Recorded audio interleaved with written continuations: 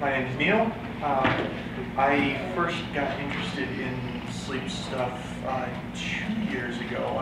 In 30 seconds or less. Oh. I'm done. In a sentence, I'm off and on polyphasic. I'm way into gadgets, so that's kind of my angle on this. You're a gadget guy. Okay, my name's Lon. I'm a normal sleeper. I just want to hear what everyone else's experiences are. Excellent. I'm Sonia. Todd thinks I should be a polyphasic sleeper, but I Should be biphasic. You should be biphasic. All right. All these guys think their wives should be bi. I don't know what that is. Giggity, go. Right, exactly. I'm solidly monophasic, but Sonia she sleeps 3 or 4 hours at night and then totally crashes at noon. Oh, okay. She is biphasic. She doesn't know it. So. All right, awesome. I'm Tyler, and I'm primarily monophasic, but I have bouts of biphasic sleep when I'm super busy. Okay, very cool. My name's Aaron. I first got interested in polyphasic sleep when I saw your talk last year, and I was on an Everyman 3 schedule for about 6 months last year. Unfortunately, I had to stop because of work, but that's why I'm here. Awesome. Were you at the cloud computing Birds of a Feather last year? Yes. Okay. Wow. Yeah. Look at that. My name is Matt. I don't know what any of this is, but in a related sense, one semester in college, I managed to flip my schedule completely for sleep, so I slept during the day and stayed awake all night. I don't recommend doing it. Yeah, well put. My name is Ben. I started dabbling with biphasic sleep when I saw the talk last year. I'm Greg. I'm just kind of interested in polyphasic sleep. Awesome. I'm Sally. I'm actually a nurse and from the UP. So awesome. Hi, Sally. My mom's a nurse. Yeah, very cool. Yeah. And interested in, I like to find out different things. Very cool. Very cool. You got to go too. Yeah, I'm here. Oh yeah, I'm here with the NSA or Cobra. You're the guy with the NSA. Yeah, I'm Will, just here. Cameraman. Yeah. Filming, for which we are very grateful. All right.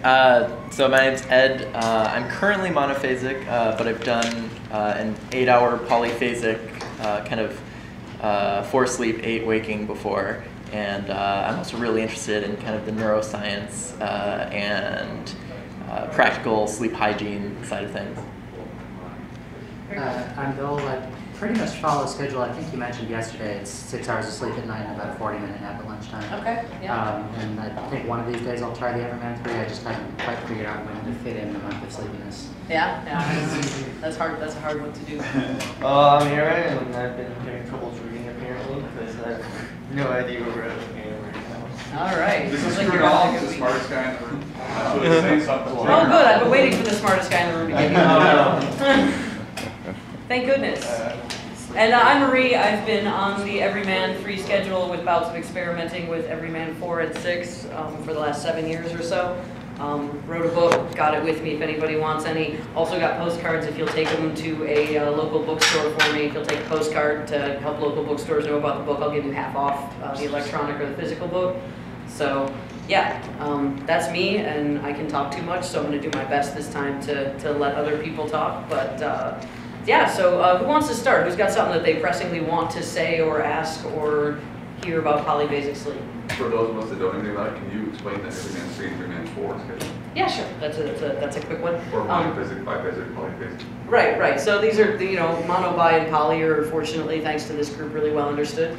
Mono means you sleep in 1 chunk. Biphasic means you sleep in 2 chunks. Very often, like this gentleman said, about 6 hours at night and like a 45 or so minute nap during the day. That's used the world over. That's a well-known polyphasic schedule that works. It's a subtype of polyphasic sleep. When we say polyphasic sleep, we usually mean the many chunks version, which can range all the way from Everyman 4, where you're sleeping about 4 hours at night and taking 2 naps during the day. Everyman 3, where you get 3 hours of sleep at night and take 3 naps during the day, which is what I do most often. Up to, there's actually an Everyman 1.5 that's kind of lesser used, that's like 4 or 5 naps and an hour and a half core. And then there's your full-on Uberman schedule where you're just sleeping in 20-minute naps around the clock and no other sleep. And those people are lobotomized. Don't try. Yeah, I'm here. Whoa. While you're adjusting. So the stricter the schedule, the harsher the adjustment is. Adjusting to Uberman is probably the hardest thing I've ever done in my entire life, and I was in labor for 22 hours. So I just want to lay that out there. Like, I have a pretty good scale, and adjusting to Uberman was probably the hardest thing I ever did. But because it's just kind of going to war against your body's sleep deprivation system, and it was definitely, it's a tough adjustment, but I'm certainly not the only person to have done it. I was on Uberman for 6 months. I've talked to many other people, by many I mean tens now, of other people who've successfully been on Uberman for long periods of time. It's kind of like, being some sort of hardcore macrobiotic. I'm gonna, eat rice and air and lemon juice and, kind of thing. Like, it's a bitch to get used to, but in a lot of ways, those things are, very efficient and very well suited to some people and some lifestyles. I also have a friend who's been on Dimaxion for about 6 months. Really? Excellent, excellent. Yeah, those are rare ops of mine. Dimaxion is the only really well-known modern polyphasic person. Kind of before I started lathering on the internet in the year 2000 is Buckminster Fuller, who invented his own sleep schedule, called it Dimaxion sleep because he loved to call things Dimaxion. He had Dimaxion and everything. It's kind of a hilarious word, but rock on, I like hilarious words. Pseudonym. But yeah, exactly. It's 4 naps per 24-hour period. They're 45 minutes long as opposed to... Oh, that's Tesla. Oh, that's okay. Tesla. So which is the only sleep schedule anyone ever tried to hack that is more brutal than Uberman is Tesla, where the naps are between 30 and 45 minutes. The guy who first did it, Sharif, did 30-minute naps 4 times a day. Which was just like, but a lot of people have said that it works okay with them for 45-minute naps. Dimaxion is Uberman. They're pretty much the same. Buckminster Fuller, when he wrote about it, said, I take naps of about half an hour, and people interpreted that to mean those are 30-minute naps. So sometimes people will say, I'm on Dimaxion, as in I take 6 naps per 24-hour period, but they're 30-minute naps, versus I'm on Uberman, which means they're 20-minute naps. I think that, Bucky Fuller's recordings are literally recordings. He did the thing where he's taped himself a lot. So he said about 30 minutes. I don't think that's necessarily evidence that there's actually a discrepancy there. They're pretty much identical. But Tesla, Sharif is insane. Actually, there's a bit on that in here. Yeah, because he came up with that schedule. He wrote me from Australia and said, so I wanted to try something even harder than Uberman, and can it work? And he did it for like 8 months. She's been doing it, and she works. Yeah. So it is, apparently there are, I say in many places that, we're still kind of open on what polyphasic schedules work. I always tell people, if you've never tried it, if you've never messed with stuff like this, start with one that you know works. Start with Uberman, start with Everyman 3, start with one of the schedules that everybody can look at and say, we know these work, many people have done them. Biphasic. I was going to say, Yeah, we'll start biphasic. Biphasic works great for a lot of people. The only reason that biphasic, I think, doesn't get adopted more immediately by people looking for a polyphasic schedule is you don't save much time, but you end up with the downside of having to take a nap during the day. It's hard for people to take a nap during the day. Upside. Well, no, I'm not. I'm saying in terms of difficulty, in terms of planning and changing your lifestyle, taking a nap during the middle of the day is the hard part. With biphasic sleep, you get the hard part where you have to work in a nap during the day, but you really still end up sleeping about a normal amount of time. For some people that shortens things down to 7 hours or 6.5 hours, but it's not really used as a time-saving measure. It's just a different way to divide up sleep. So when you tell somebody, Everyman 3, on the other hand, you're going to have to put a nap in the middle of the day. That's difficult. But in exchange for that, your total sleep over a 24-hour period is 4 hours. And I can say from experience, that difference is monumental. It is absolutely shocking how much time 4 hours is, especially 4 hours a day. Every day? It's cumulative. It's just like, you sit down on day 3 and you're like, all right, I had that list of things to do with my 4 hours and it was 80 items long and I'm done with it now. I finished it yesterday. What do I do? Now what? Yeah, exactly. Even if you're the 70 million hobbies, projects everywhere type of person, which I am, filling the time can be much bigger of a challenge than you think. You ever just sleep? You're just like, fuck it. I've done it though. You do. Yeah, you'll just be like, it's 2 in the morning. I don't want to sit here and figure out a healthy thing to do with my time. I've been on the computer too much already today. It's too late to go outside. Yeah, no, it's difficult to not just end up with your least healthy things filling in those gaps. So you really got to take some I've planning had and say, a lot yeah. more. And I've been doing it so long, like I've had periods of time where that was what was happening to me, and all of, my 4 hours a day was being spent, kicking back watching movies.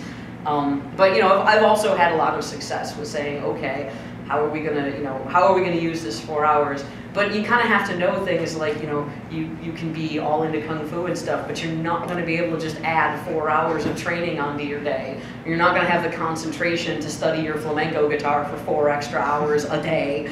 I think there's still something you have to to kind be gained with the 4 hours of watching movies or playing video games or whatever too, just in terms of relaxation time. Absolutely. During the productive hours of the day, now you don't need to do that anymore. I agree that that made a big difference for me, especially at points in my life when my job was very stressful. I would come home from work, working full time, be managing a household and doing all this stuff, and I never would have had any time to relax. But the fact that I didn't have to go to bed until 1 o'clock in the morning, and then most importantly, I was awake at 4, which means I had 4 hours between when I woke up and when I had to leave for work. And that time was absolutely precious to me. There was actually a good chunk of time where I was a student finishing my degree. I was working full time. My daughter was 4 or 5 at the time. It would have just been a around the clock killer, and I probably would never have even been able to do schoolwork. But I did all of my schoolwork between 10 p.m. and midnight, and I did my relaxing between 4 and 7 a.m. And it was amazing. That probably saved my life. I don't think I could have gotten my degree without it.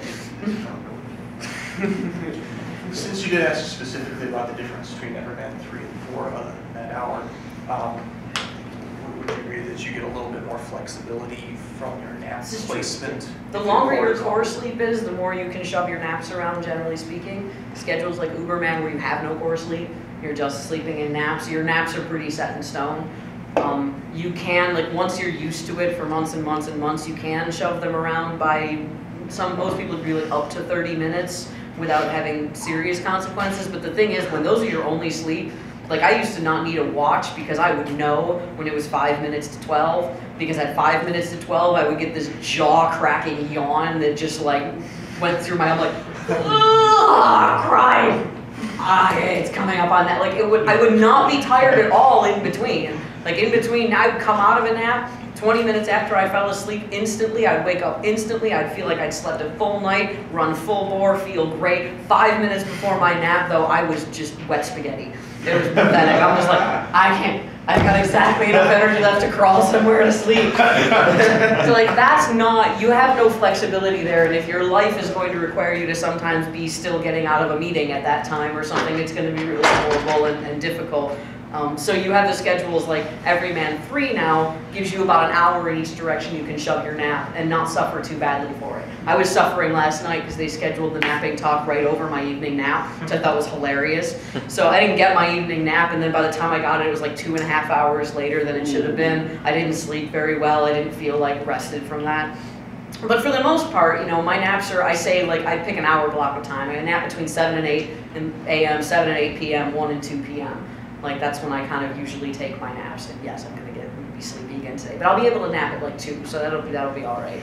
But yeah, you get some flex. So in Everyman 4, you're going to get a little bit more flex. You only need 2 naps a day, and once you're adjusted, you're going to be able to shove them probably safely an hour in either direction and not suffer too much for that, which is really useful. But that is once you're adjusted. All of these schedules, and I think probably any change you make to your sleep schedule requires that you adhere to it pretty strictly for at least long enough to build up the habit. I've said before that I'm a nurse, and one of the things that's kind of, maybe known or not, maybe everybody does this, but shift work. Yes, my mom does it, yeah. Sucks. Okay, I'm a brand new nurse, I can get into this nice hospital, but of course all the new nurses get the midnight shift. Mm-hmm. My mom still works midnight. She's worked midnights for probably 25 years out of the last 40. And I've watched her do that changeover where you get a day off and now you sleep half the day and then you wake up and then now you sleep at night, but then the next day you're up during the day and you go to work at night, and it's just that shift back and forth is just is this something that might help in that? Other people have brought that up to me. I don't have anywhere near the kind of expertise and, more importantly, access to studies, because I think we need to do studies to be able to say for sure on that one. But I think that shift workers and night shift workers are definitely something that people should be looking at as a potential application for this. It could really make a difference. My mom has mentioned many times that if she was able to do that, there's no way for her to nap at work. I mean, they barely Correct. give Not like a them a break to hospital. breathe. Yeah. No, I mean, my Yeah, mom you works. don't. She probably runs, You don't. 8 or 9 miles a night in Yeah. her 60s, and if they actually give her a chance to sit down on a stool and put her feet up for 5 minutes, it's a miracle.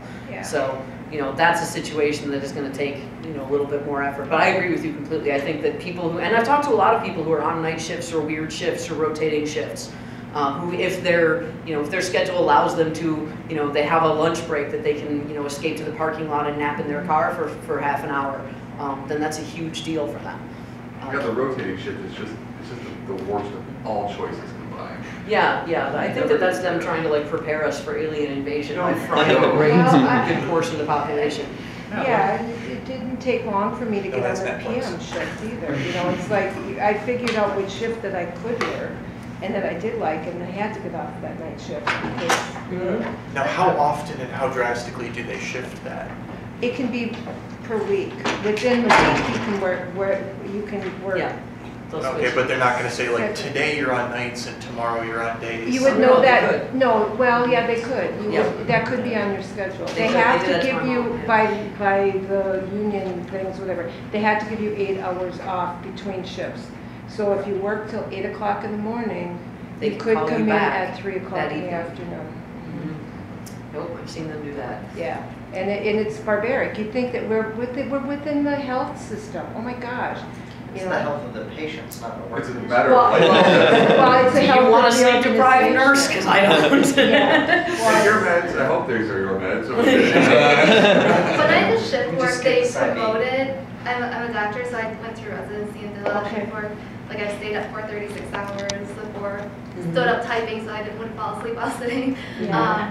But when we had to do shift work stuff, the people told us to try out more of a biphasic. That's what they promoted based on studies that were available. I didn't read the studies myself, and when I did do shift work, I just do biphasic. Was that short biphasic or long? Long? I usually do so if I work nights, it came home at 7 a.m. I would sleep for usually 3 hours. I automatically wake up because it's right outside, and then I sleep for an hour and a half before I go into work again. Yeah, I think that's what I did, but I always felt tired though. Yeah. I always felt tired. Anyway, I don't have to do it anymore, so. Congratulations. Yeah, that's good. When you guys switch between your different sleep cycles, what do you think your adjustment time in days is? I thought for me it's 14. I need 2 weeks to Yeah, push my I time. needed about 2 weeks to adjust that, and I had 3. Yeah, so for a major change, you're definitely gonna have more of an adjustment, and of course, if you're, going from monophasic to Uberman, the adjustment will be horrific and brutal for about 10 days to 2 weeks, and then it gets easier, but your body is still adapting to it for at least another 2 to 4 weeks. So you have to still be careful about keeping your schedule and everything, even though you'll feel better. With Everyman, I actually think that Everyman adaptations are harder. People say this to me all the time. No, it's not that bad because you don't get the blinding couple days of ridiculous zombie sleep deprivation that you do on Uberman. When you're adjusting to Uberman, you are absolutely insane for a few days. It's hilarious, actually. If you like altered states, it's wow. You're right, and it's not actually it's not completely horrible all the time, and it's not the same all the time. You'll feel like a complete zombie for an hour or two, and then you'll feel great for an hour or two, and then you'll be talking to the walls for an hour or two, and you just but you are completely wrecked beyond belief for about 2 weeks. At certain points, you're too delirious to feel awful. Yeah, exactly. I remember trying to stay awake at one point and going, okay, I have no capacity to do anything. I can't think enough to walk. And so I stood next to a wall so that every time I fell asleep, I would do this. I would hit my head on the wall. I'm awake. Wow. I'm up. I'm up. And that was the low point of the Uberman adaptation. I think I did that for an hour and a half one morning just to get through to my next nap. But what you're doing there is, when you first start doing an Uberman adaptation, you don't sleep. You're trying to sleep for 20 minutes. You set the alarm, you lay down, you hum, songs in your head for 20 minutes, and then you get up. Well, now you've done that for 2 days, 2.5 days. Now you start, especially around about day 2, you set that alarm at 4 o'clock in the morning when you haven't slept for 36 hours, and you go, you sleep great, and then it goes off 20 minutes later. And then after you're finished cleaning up the shards of that alarm and pulling the next one out of the bin, you go break alarms doing this. Like this did used to have a glass cover. True You- story. See, I was never particularly violent with my alarms. I could always wake up, I used my phone, it would go off. Oh, that's I've awesome. lost some phones too. Yeah. Any personal It's assistants that you basic slip balance. throat of. Yeah. I mean, I do things like lock them in a drawer, you know, put them in my bottom drawer next to my head where I have to hear it, put it on vibrate so it's horribly loud, lock the drawer in the filing cabinet, put the key in the other room. But I mean, that's an Uberman adaptation. But the funny thing is on an Everyman adaptation, it doesn't get anywhere near that bad. You're tired for a week. You feel like you're, you know, pulling finals in college or something, like, you know, but you're getting 3 hours of sleep a night, and then you're getting 3 naps during the day. So you're sleeping 3 hours a night, you wake up, you're tired, it sucks. You know, but most of the people I've talked to at Penguicon have done that for the last couple days with no naps. They've been asleep 3 hours a night. So it's kind of like, you can survive that, it's okay. It doesn't make you deliriously sleep deprived. But the problem is on Everyman, you know, you feel okay within about a week, usually. Like you're back to barely tired, just tired, like maybe at 4 o'clock in the morning or at, you know, when you wake up from your core or something. But then that lasts for like 6 weeks. I think it lasted like 8 weeks with me because I had a failed Uberman adaptation right before I tried Everyman for the first time. So I was destroyed going into it, and it took like 8 weeks for that just nagging tiredness during one part of the day to go away. And I mean, that didn't feel to me any different than being monophasic, 'cause I never got enough sleep when I was monophasic, so I always had that like 4 o'clock in the afternoon slump where you're like, oh God, get me some coffee. And it's really weird because I don't have that anymore. I haven't had that like regularly for such a long time that the few times I experience it, I think it's really weird now. And I watch other people do it, like everybody in my office, like the office level like of energy goes down like this, and then everybody gets their afternoon coffee or whatever, and it gradually climbs back up. Like that's about the time. That's about the time that smoke break guy is gonna go out, pound a couple cigarettes down, and everybody else will get some coffee, and it'll just start to come up. Yeah, does not happen to me. Really weird, but. This is me shutting up for a moment. Oh no. Don't get used to it. Show us the gear. Yeah, show us some gear. Okay, so one of the things talking about with naps and stuff is especially starting out with napping where sometimes you don't even know if you've been asleep or not. And there's like, well, I kind of laid here for 20 minutes and I may have drifted off at some point. I'm just kind of sitting here. One thing for the naps that I do, a rule I try to always follow is I will keep my eyes closed the whole time if I can, no matter what. If something happens, just whatever. You know, my phone's making a noise, whatever. Because, apart from any weird science maybe, I mean, you can't fall asleep with your eyes open. I mean, maybe they close and you fall asleep, but so if you want to get sleeping, keep them closed. So what I started using, and I demoed this at last year's panel. I got some new toys as well for this year. But the Zeo's nice if you can get your hands on them. They're not really making them anymore as far as I know, so it's just surplus stocks that people have. It's like personal sized EEG unit. Like with open source software on it that will record your brainwave patterns for a period of time. I don't know why these weren't the most popular things in the world. I think they marketed them. Well, so what's interesting is there are we've got this whole quantified self movement going on. You got everyone's got a Fitbit, everyone's got their you know, how many paces did they take today, and a lot of these things are they'll have a sleep component to them that they try to pitch, like whatever wrist thing, and it'll tell if you're asleep because your wrist will be flopping around or something. I don't put much stock in that way of measuring sleep. What makes the Zeo and the MindWave unique is that they are EEG driven, which I know there's physiological components to sleep, but I think the brain is kind of the ultimate source of answer of are you asleep and how is that going for you? Just to see a little graph there. What are the colors being? So we can pass this around, perhaps aren't likely to affect any change because the touch screen is broken. So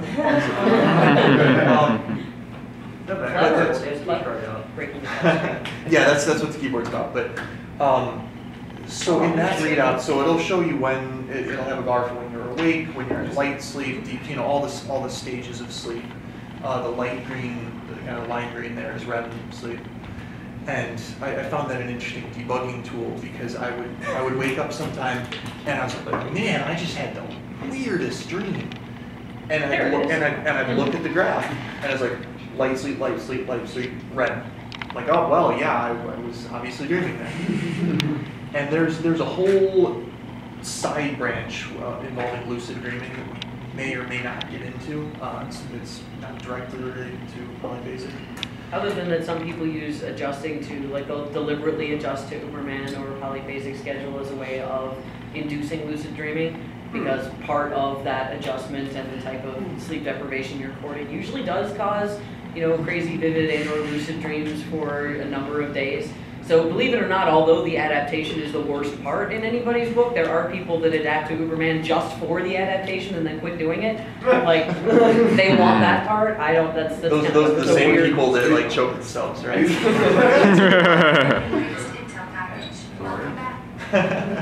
These people are dedicated masochists. Dedicated.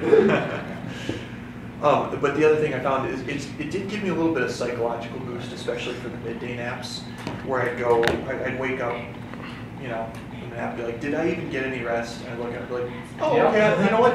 I thought I was just laying there for 20 minutes, but there was like 10 minutes where I actually was legitimately asleep for it.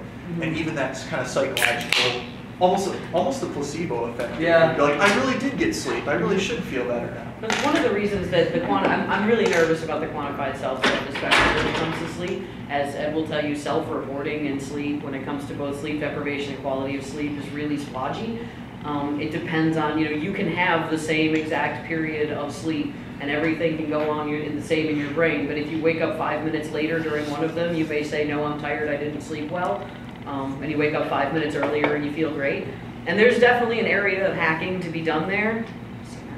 There's definitely an area of hacking to be done there. Like, how do I know? How do I wake up 5 minutes earlier and feel great? But at the same time, like if you're just going to be self-reporting on sleep and saying, oh, well, I laid down for my 20-minute nap, but I didn't get my 20-minute nap, so I'm going to lay down and take another one. Like, no, stick to your schedule. Stick to the schedule. Even if it didn't feel like you slept, chances are you might have slept for some of it, or the rest that you got was taking care of some of the lack of sleep that you had in your brain. And the whole purpose of this is to train your body onto a new schedule. As soon as you start making excuses to change it, then, and that's really, I don't get enough of a chance to talk about it, although I talk about it a lot in the book, but when people say, oh, is this dangerous? Is this something that people shouldn't do or something people can hurt themselves with? The standard pat answer is no. Sleep deprivation is not deadly. It's not going to hurt you. It's the same thing as the hunger reaction in your body. You need food, and so if you change your diet significantly so that your body feels like you're not getting enough food, you're going to feel hunger for a while until you adjust to that. As long as you know you're getting food, then you don't worry about dying from the hunger reaction. It's just really unpleasant. Similarly, sleep dep is really unpleasant and you don't want to operate heavy machinery, etc. That can be dangerous. But the thing that actually is a little bit dangerous, just in terms of severely inconveniencing people and impacting their health, is when you decide that you're going to adapt to a polyphasic schedule and you go, I'm gonna be polyphasic! And then, with no planning and no research, tomorrow you start taking some naps and you stay up for a few days.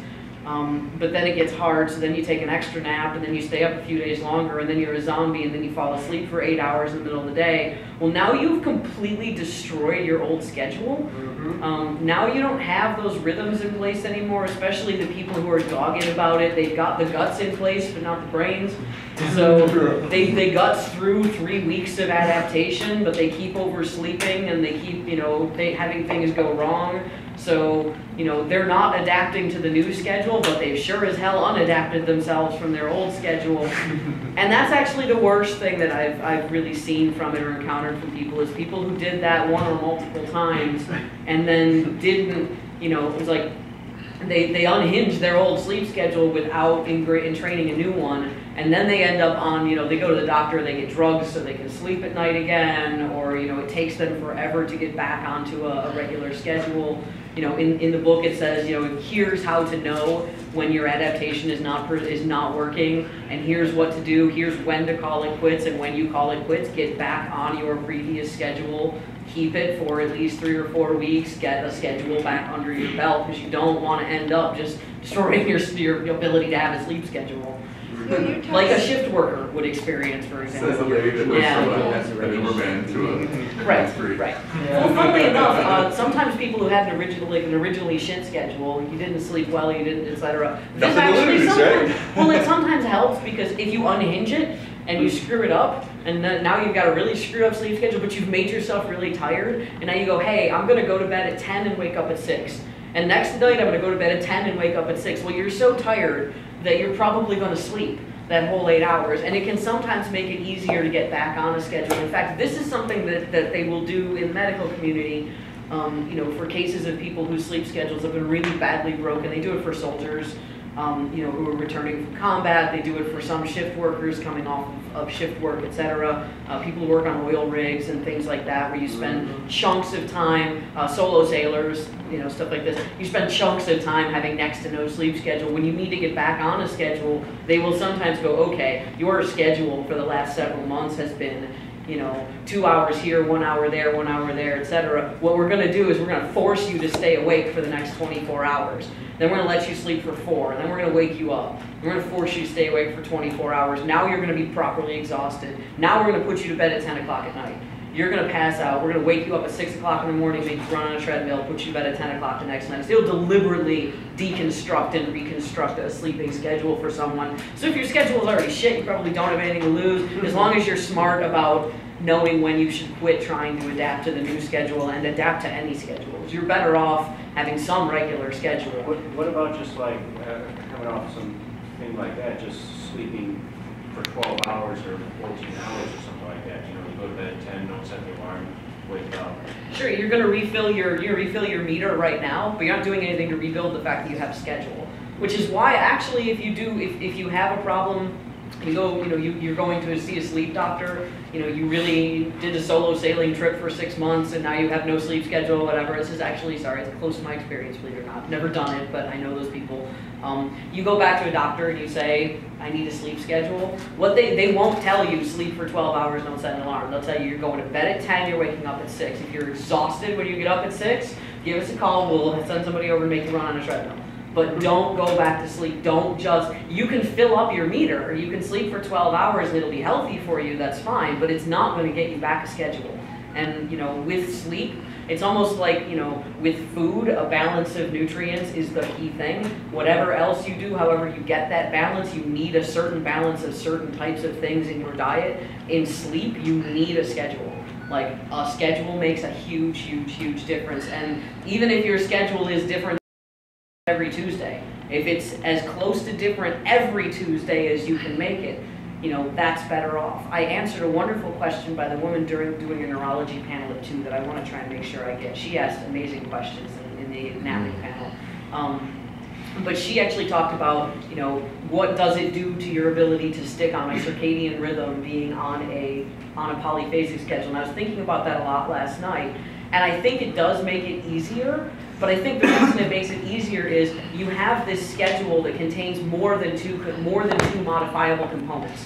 When I'm monophasic, my schedule contains 2 modifiable components when I go to sleep and when I wake up. Those are the only pegs I can move around on the board. That's all I can do.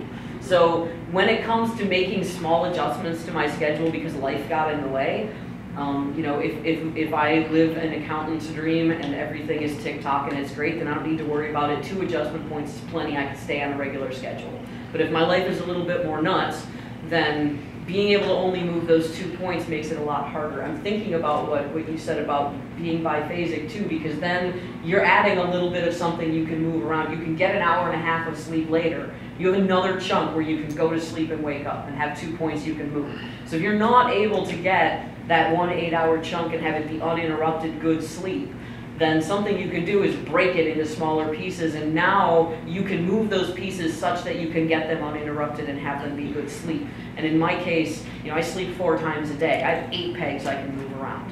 If I've had, like, this is the 2nd year I've done Penguicon and napped at Penguicon. And it's been incredible. Like I really have no trouble. Yes, I get tired, I go back to my room, I take a nap.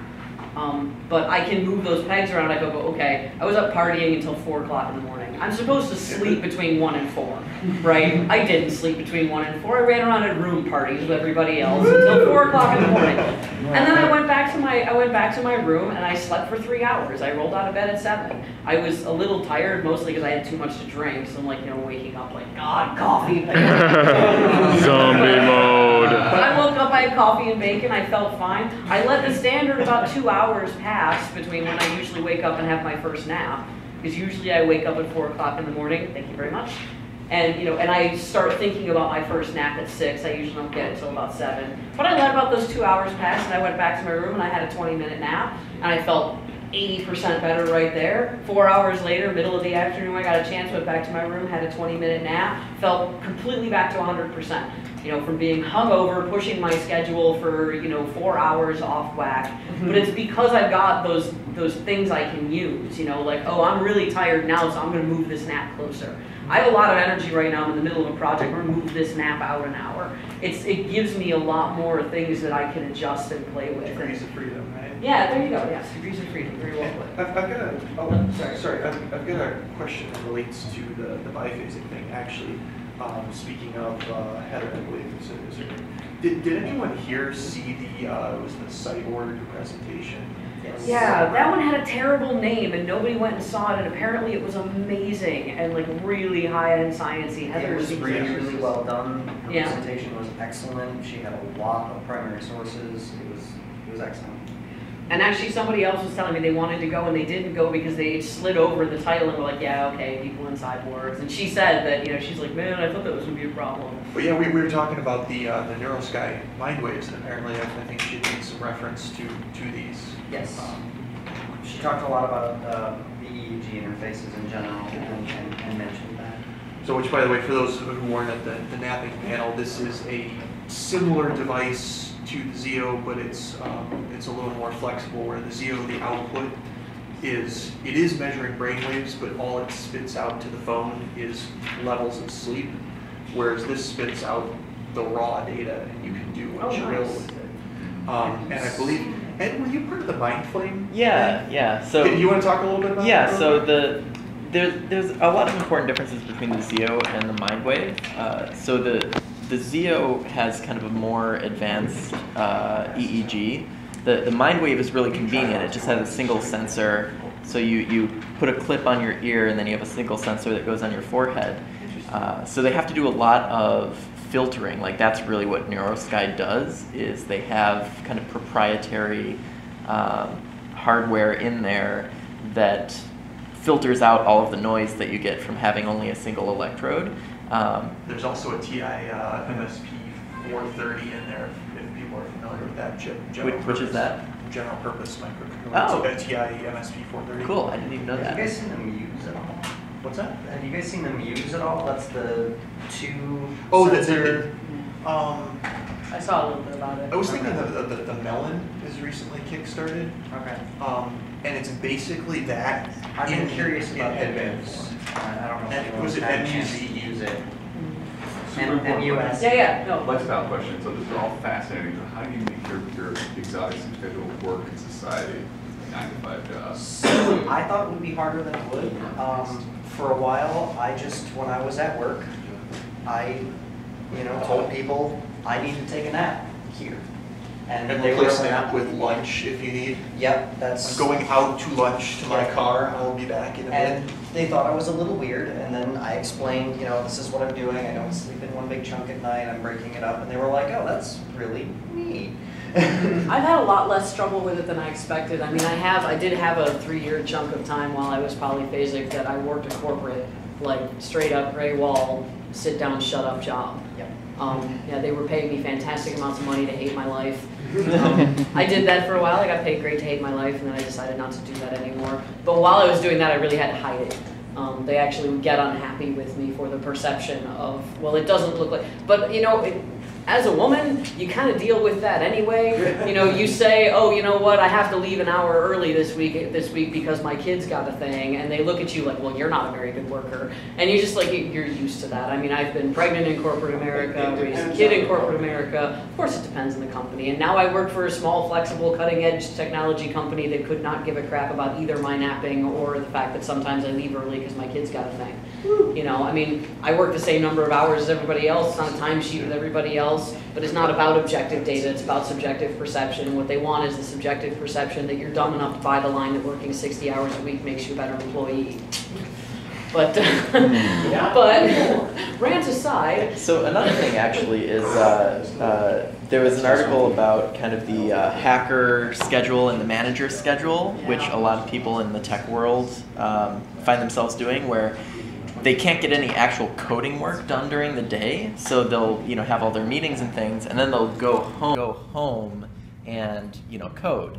Well, there's no reason you couldn't go home and take a nap and then code. So there's some places where there are opportunities to kind of fit that flexibility in. Yeah. So I mean, basically, to answer the lifestyle question, like, might it work better with certain jobs than other ones? Absolutely. Might you find yourself making a decision someday, like I had to, about whether or not it's worth keeping this job, which is going to mess up your sleep schedule, or taking less money so that you can sleep better. In all honesty, I've generally found that my sleep is such an important part of my life, and I feel so much better when I'm able to be polyphasic. Plus, that extra 4 hours a day lets me do projects and things that make money. Not a lot, but supplemental money, so that you go, okay, well, maybe it's not completely wasted to say, if I'm able to be polyphasic, I'm going to feel better and be more productive, and I'm going to have more productive time that I can use for myself, especially if you're someone who's thinking about, kickstarting or starting off your art project or your, another thing that you might want to do with your life. That 4 hours. Or writing a book about polyphasic sleep. I wrote the book with the 4 hours that I gained from my Everyman 3 adaptation when I was first trying Everyman 3. That was where the book was originally born from. This is the second edition, which I also could not have done without the rest of it. But this is about twice the size of the original, so I had to double that again. But yes, if you're going to write a book about anything or whatever, that time can be worth the trade in taking a lesser paying job. So I think we're about out of time. If there's last minute stuff, I want to run up. So Montcalm is where Heather's presentation is now, and it's on neuroscience and science fiction. I definitely want to catch it. She had some excellent stuff to talk about last time. Yes. I've seen the group have like a